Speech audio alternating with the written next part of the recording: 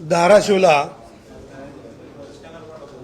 10 तासात 10 लाख वृक्ष अशी संकल्पना होती. तर ती संकल्पना माझ्या 2 महिने त्यांचा फोन आला होता मला की तुम्ही या. तर मी म्हटलं माझा याच्यावर विश्वास नाही, कारण बीडला जो गिनीज बुक ऑफ वर्ल्ड रेकॉर्डमध्ये नाव करून 15 लाख लावले होते, त्याचा मला अनुभव चांगला नव्हता. मी गेलो नव्हतो त्या कार्यक्रमाला.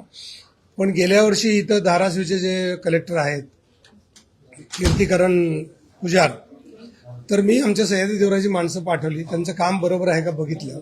मला बराचसा विश्वास पटला आणि मी म्हटलं की ओके येतो. मी प्रत्यक्ष जाऊन ते काम बघितलं. आणि यावर्षी कसं आहे की कोणी सक्सेस झाला तर एका रात्रीत होत नाही, त्याची 10-5 वर्षाचा अनुभव बघावा लागतो.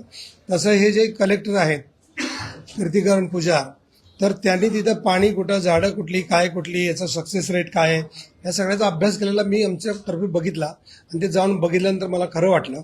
मी त्यांना गेल्या 10 वर्षापासून हा विचार करत होतो की प्रत्येक देवस्थानामध्ये वृक्षप्रसाद योजना सुरू व्हावी. मुख्यमंत्र्यांनी पण बऱ्याच वेळा सांगितलं होतं, पण यावेळेला मुख्यमंत्र्यांनी सांगितलं की हे होईल, त्यांचे महाल आहेत. त्यांनी कीर्तिकरांना पण फोन केला आणि प्रताप सरनाईक पण म्हणाले की आपण इथं वृक्ष योजना सुरू करू, वृक्षप्रसाद योजना.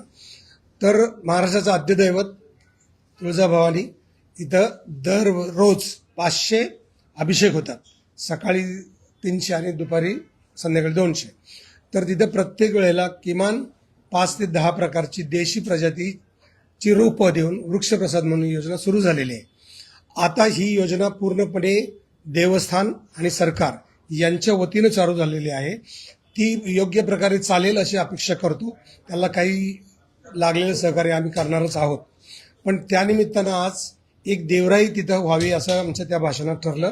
आणि मग इथं इंडियन ऑइल, रिलायन्स आणि अजून 4-5 कंपन्यांच्या लोकांना बोलवलं होतं. आणि त्यांनी पहिल्यांदा आम्हाला CSR स्पॉन्सर करेल आणि 5-5 एकरच्या 5 देवऱ्या आम्ही धाराशिवमध्ये करू अशी अपेक्षा आहे. त्याचे प्रस्ताव आता देणार आहोत.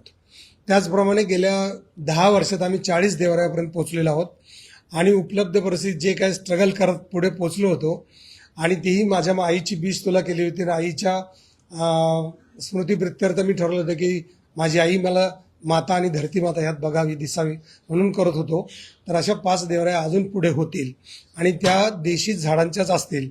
2016ला आपण प्रत्यक्ष सरकार शासनाशी भांडण करून आपण देशी देवराया, देशी नर्सऱ्या कशा व्हाव्यात आणि देशी रोपं कशी लावावीत याच्यावर केलं होतं. त्याप्रमाणे सुरू झालंय आणि या देवराया पण सुरू होतील.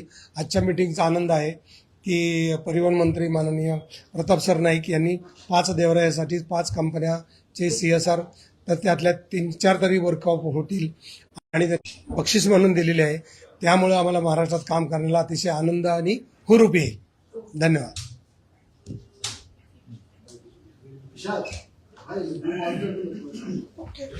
धन्यवाद.